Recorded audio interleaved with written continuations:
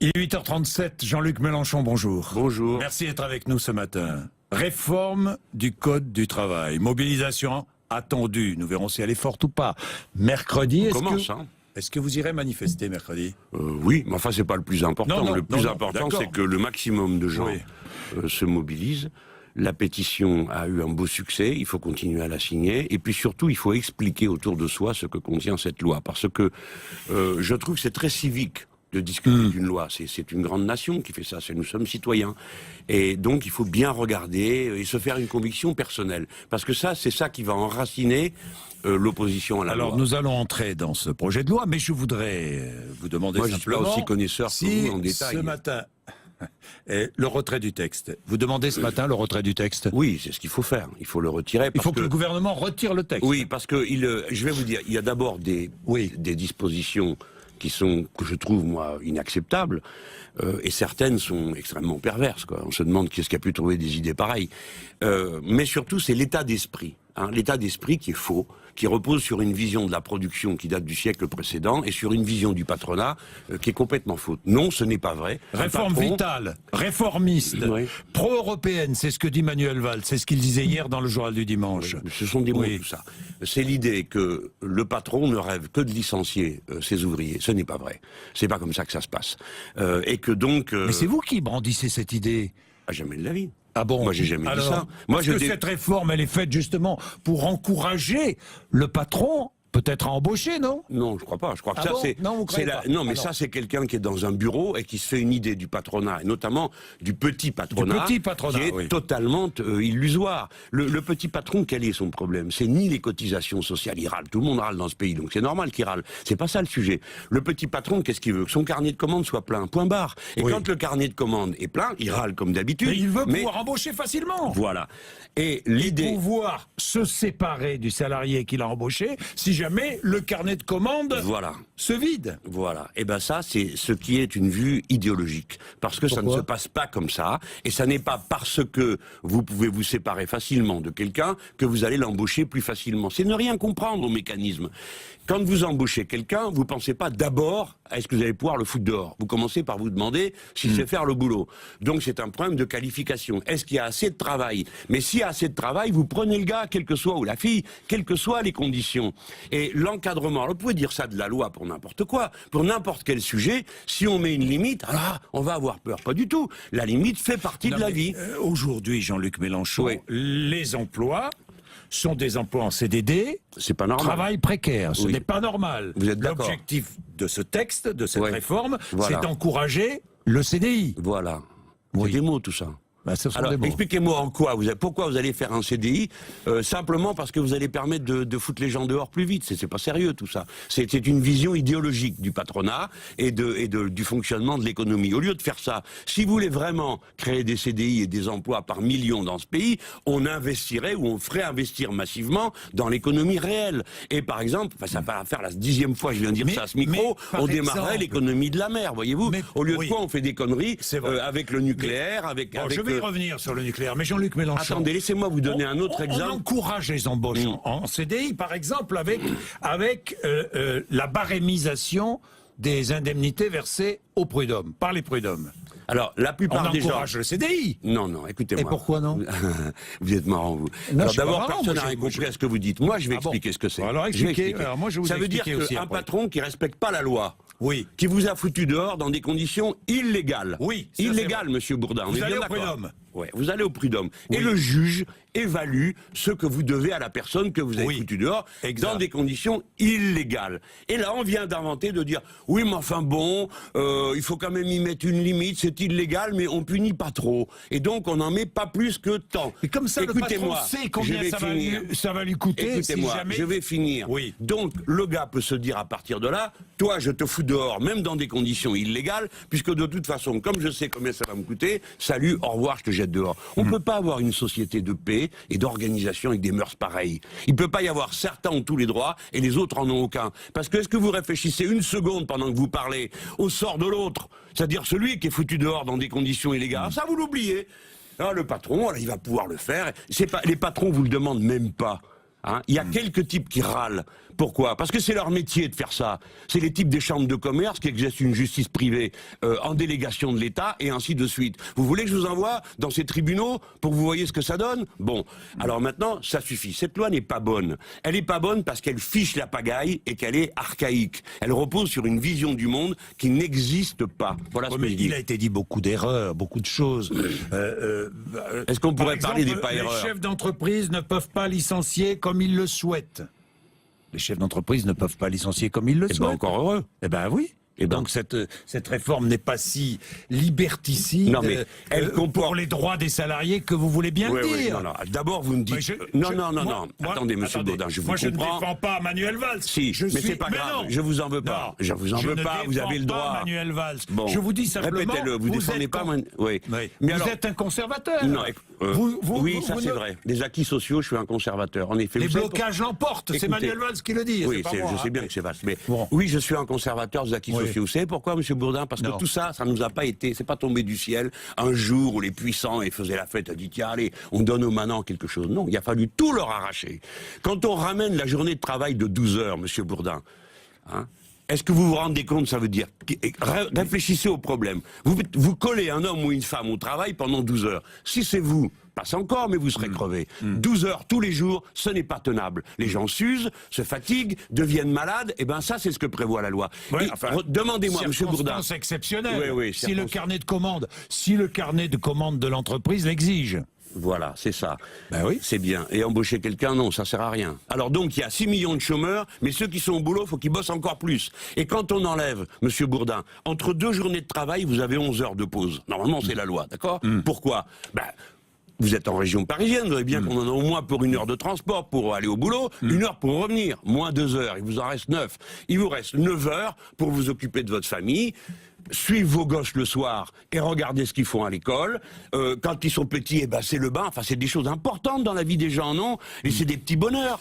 Ça, on va leur voler. Écoute, non, prenez pas vos autres papiers, écoutez-moi. Non, ne m'enlevez pas mes papiers. Écoutez-moi, moi, si vous enlevez une pause... J'en ai pas besoin. Allez, tiens, je les mets de côté. Si vous enlevez la pause de 11 heures, comment ça se passe? Comment vont vivre les gens? Ils vont le fractionner. Alors, un jour, ça sera 8 heures. Le lendemain, ça sera 11 heures. Le surlendemain. Mais vous acceptez une chose pareille? Est-ce qu'il ne faut pas donner plus de souplesse? Non, monsieur Bourdin. Non, et pourquoi? Non, monsieur Bourdin, parce qu'il y a moyen d'organiser le travail et de le faire d'une manière rationnelle. C'est pas le carnet de commandes et ses fluctuations qui doivent commander la vie des gens, parce que ça, c'est la pagaille. Et tout le monde y perd à la fin, le patronat et l'ouvrier. Et faites-moi confiance, écoutez-moi. Autre idée de tordu, est-ce que ça vous viendra à l'esprit, vous, monsieur Bourdin, qui est quand même pas le type le plus simple qui est ici, ça vous vient à l'esprit dans votre bureau de dire, tiens, quelqu'un qui a perdu son conjoint, votre femme, bon, ou votre père, ce jour-là, normalement, il y a 2 jours.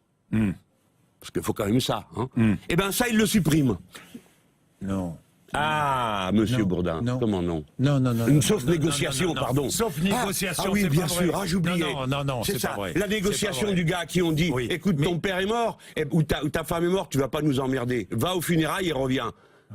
Mais reviens, t'as toujours de pause, on aura négocié, hein. Moi je suis dans la douleur et la souffrance, lui c'est le patron, on peut me foutre dehors, mais on négocie. Vous foutez de nous. Et sur on les négocie pas sur les conditions de licenciement. Et sur les conditions de licenciement. Il y a une chose, hein, parce que ça commence à mal tourner pour vous, votre affaire, là. Pas du tout. Mais moi, je ne défends pas ce projet de loi. Ah bon? C'est le problème du gouvernement, c'est pas le mien. De Madame El Khomri et de Monsieur Valls qui a repris la main, vous l'avez vu? Oui. Lui, il fait il joue son identité de scrogneux là-dessus. C'est-à-dire identité. Mais je vais vous dire, ce gars-là. Qu'est-ce que vous voulez dire par là? Cet homme, il fait le malin, il roule les mécaniques. Vous allez voir. Moi, l'autre, elle a dit qu'il faut passer en forme. Emmanuel Valls ou François Hollande? Je ne sais pas lequel des deux. Il y a une ambiance de révolution de palais. Je peux vous dire encore une chose. Tiens, on va prendre une avance sur notre prochain rendez-vous. Le 30, la fin du mois de mars, le gouvernement va remettre sur la table une loi pour permettre les retraites par capitalisation. D'accord? Alors, vous allez voir la pagaille que ça va Emmanuel foutre. Macron, et Michel Sapin. C'est dans le texte Sapin. Voilà, deux grands hommes. C'est-à-dire quelque chose qui va, au début ça sera ça, mais évidemment c'est pour ouvrir la porte, ça soit comme ça, et le système par répartition pour les retraites pourrait voler en éclats. Mais je vais même laisser ça de côté. Je vais laisser ça de côté. Emmanuel Macron a dit lui-même qu'il n'était pas question de remettre en cause le système par répartition. Ah ben ça y est, j'ai compris. Heureusement qu'il nous le dit. Ah ben on est rassurés. Écoutez-moi, le jour où le forfait jour est passé, le forfait jour, qu'on étend à tous les travailleurs aujourd'hui. On compte plus les heures, on compte que les jours de boulot, d'accord? Le jour où le forfait jour est passé, on m'a dit « Ah, mais c'est pour les cadres supérieurs, tu comprends, ils comptent pas leurs jours. » Quand est-ce que c'était? Quand on faisait la loi 35 heures. J'ai déposé un amendement contre ça, en leur disant « Vous faites ça, et demain, ça sera étendu à tous les travailleurs. » Mais vous nous prenez pour des cruches, c'est ça le problème. Tous ces gens pensent qu'on est bêtes, et qu'on comprend pas qu'ils commencent comme ça pour le lendemain faire ça, faire ça, faire ça. Bon, attendez, pourquoi je vous ai parlé de ça? Parce que ça remet en cause la retraite par capitalisation, par répartition, mais surtout pourquoi? Parce que ça permet encore de financiariser davantage l'économie, encore de fric dans la bulle financière et pas dans l'économie réelle. Mélenchon, le compte personnel d'activité qui est renforcé. C'est ce que je raconte quand même, non? Ça m'intéresse, ça m'intéresse, mais le compte personnel d'activité qui est renforcé, ça vous plaît ça quand même, non? Mais vous vous foutez de moi ou quoi? Ben non. Vous allez les prendre un par un, le compte personnel d'activité, ce machin est une espèce de bricolage entre l'ancien compte pénibilité qui a jamais abouti et qui est un truc ingérable. Vous changez de boulot, vous changez d'entreprise, vous gardez vos droits à la formation, vous gardez votre compte pénibilité. Vous savez quoi? Vous gardez Je me coupe un bras pour avoir ça. Qu'est-ce que vous en dites? Alors, là, ils vous disent, votre compte pénibilité, c'est-à-dire que vous êtes usé la peau dans une boîte et ça vous donne des droits, hein, eh ben, c'est bien, vous pouvez l'emmener ailleurs. Ben, tant mieux, mais il n'y a pas besoin de faire tout le reste à côté. Pourquoi il y a tout le reste? Alors donc, pour avoir le droit... Vous rejetez le projet de loi en bloc. Mais je viens de vous dire qu'il faut le retirer. C'est pas parce que je suis un maniaque du retrait, c'est que je vous dis que ce truc repose sur une vision du monde. Vous voulez le départ de Manuel Valls, le départ de... Écoutez, moi, je suis pour qu'ils restent comme ils sont là, parce qu'ils s'usent très bien. Oui, parce que vous êtes candidat à la présidentielle. Exactement. Et donc, la prochaine fois, je pourrais leur dire, si vous savez pas ce que ces gens-là sont capables de vous faire, c'est que vraiment, vous êtes trop bêtes. Donc, les gens, regardez bien ce qu'ils sont en train de vous faire. Quel besoin ils ont de faire tout ça? À qui ça fait plaisir? À qui ça plaît? À qui ça aide? Personne. Hein. Ça leur permet de jouer les soi-disant modernes parce qu'ils sont sur la modernité des années 90. Ils n'ont pas bougé. Dans leur tête, ils sont bloqués au siècle précédent. Le nouveau siècle, c'est où est-ce qu'on fait de l'expansion? Où est-ce qu'on se met à avoir une activité raisonnable? Alors moi j'ai une question. Par exemple, là dans vos papiers... Est-ce que ce texte... Non, il est prévu Fessenheim ou pas d'en parler? Oui, je vais vous en parler. Ah bon. Est-ce que ce texte va faire baisser le chômage? Non, il va l'aggraver. C'est la question de base. Mais il va l'aggraver. Il va l'aggraver. Je peux vous dire pourquoi? Oui, allez-y, vous me direz comment on fait pour faire baisser le chômage. Bah oui. Oui, quand on commence par ça, c'est plus intéressant. Mais là, je vous dis en 2 mots. Plus vous insécurisez les gens, plus vous leur foutez la trouille. Moins ils sont audacieux, plus ils font des économies quand ils peuvent, hein, et ils attendent. Ils ne sont pas audacieux, c'est normal. Vous devez défendre votre lendemain. Tandis que quand vous sécurisez les gens, eh ben ça y est, ils font des projets. Ils commencent à réfléchir sur le futur. Ils investissent. On achète ceci, on achète cela. Alors bon, c'est une autre discussion de savoir s'il faut acheter tout ce qui passe, hein, pour ceux qui peuvent. Mais c'est comme ça. La sécurité, c'est le confort, et donc la vie douce, plus calme, plus tranquille. On n'a pas peur tout le temps. Il faut arrêter de faire peur aux gens. Soi-disant pour créer des emplois qu'ils n'ont pas. Comment fait-on baisser le chomage? Je vous explique. Jean-Luc Mélenchon. Oui, je vous explique. Pour relancer l'activité, parce que là, l'activité est bloquée, et elle va baisser de plus en plus, il y a une crise financière qui menace. Il faut que l'argent revienne dans l'économie réelle. De l'argent, il y en a des quantités, mais phénoménales, disponibles. Hein. Le banquier central a mis 1000 milliards à la disposition des banques privées. C'est énorme, vous n'en voyez pas en rond revenir chez vous. Nous, les Français, des sous, il y en a partout.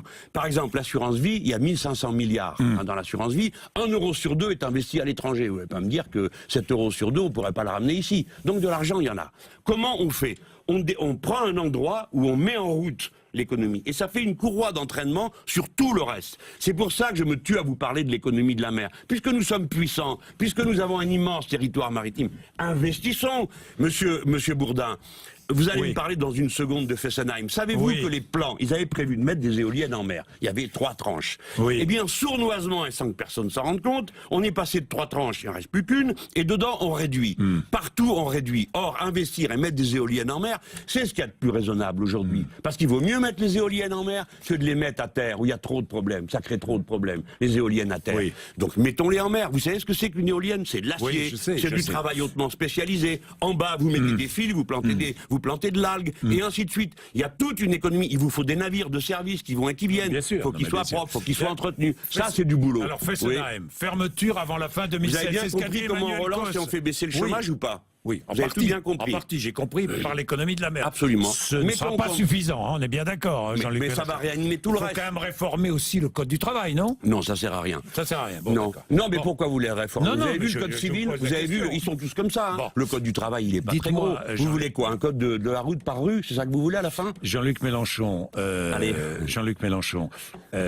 Fessenheim. Oui. 2016. Emmanuel Cos l'a dit hier, ministre du Logement, écologiste au passage, qui a dit hier, Fessenheim sera fermé avant la fin 2016.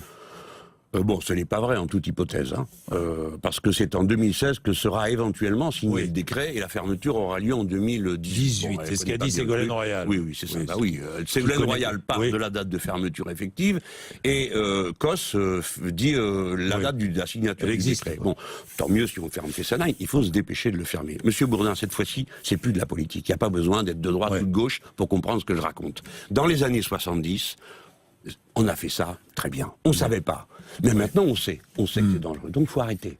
Et il faut sortir du nucléaire. Et contrairement à ce que croient quelques imbéciles, sortir du nucléaire, ce n'est pas retourner à la bougie. Hein. C'est l'inverse. Il faut inventer des nouvelles techniques pour produire de l'énergie. Il faut fermer Fessenheim le plus vite possible. Oui, et le reste aussi. C'est pas si facile de fermer des réacteurs nucléaires. Non, arrêter un réacteur nucléaire, c'est facile. Oui. Fermer une centrale, c'est pas évident. Très difficile. La seule qu'on a commencé à démonter, on y est toujours. Exact. Hein. Bon. Donc, on a un gros défi. Donc, moi, les gens, je vous dis ça. Quelle que soit votre opinion politique, c'est pas le sujet d'ailleurs. Il faut penser au bien commun et à l'intérêt général. Il faut arrêter ça avant que ça tourne mal. Ils sont en train de rallonger les durées des centrales. Qu'est-ce qu'on va attendre? Un accident? Donc les gens, il faut fermer tout ça. C'est ce que demande l'Allemagne. Oui, La fermeture. Ils demandent qu'on ferme. Nous, on demande qu'ils ferment leur mine de lignite, hein, parce que c'est nous qui bouffons. Comment? C'est vrai. Ah bon?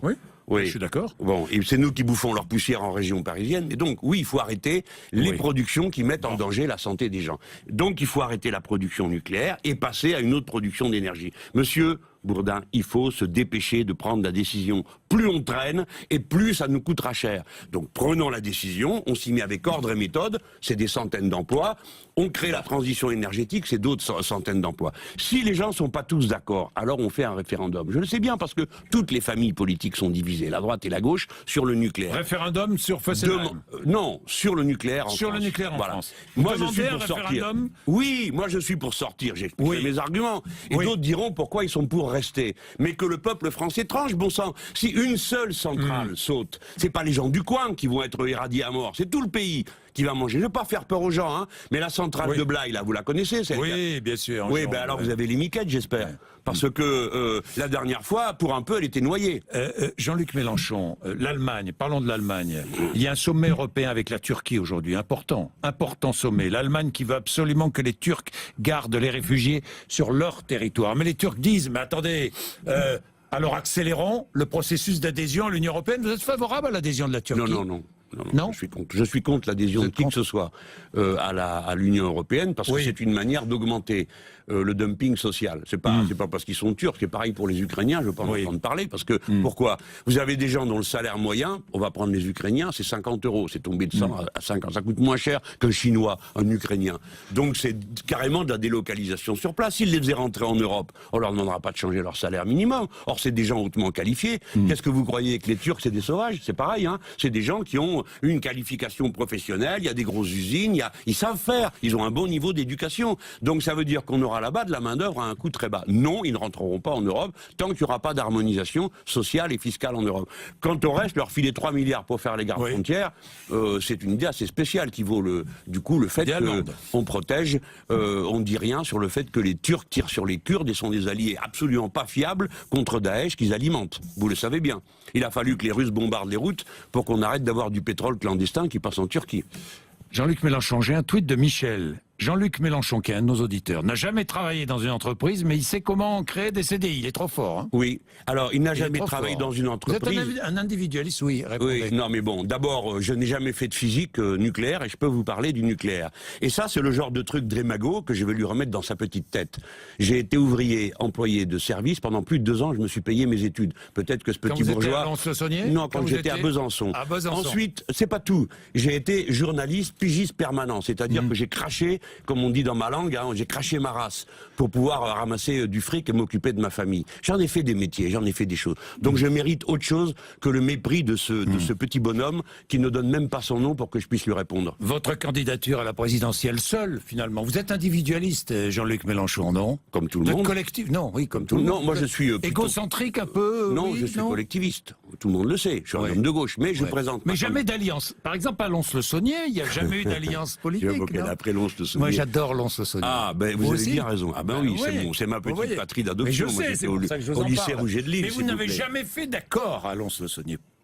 Si, c'était l'union de la gauche. À l'époque, j'étais un jeune homme et nous avons eu un maire communiste à Lons-le-Saunier qui était un professeur d'allemand absolument magnifique, qui s'appelait Monsieur Auger, qui a été traducteur de Karl Marx en français. Il maniait l'allemand et le français d'une manière magnifique. Mais venons sur... Non, ce n'est pas... Jamais d'alliance à gauche. Mais vous allez vous allier avec qui, là? Vous êtes candidat? Mais quand est-ce que vous comptez vous taire pour que je réponde? J'ai compris. Allez-y. Vous n'êtes pas obligé de répéter les arguments que vous avez trouvés. Pas du tout. Bon, qu'est-ce qui se passe, Monsieur Bourdin? Le Front de gauche n'a jamais réussi à être autre chose qu'un cartel de partis qui, à chaque élection, se perdait dans des alliances à géométrie variable, ce qui fait que personne n'y comprenait rien.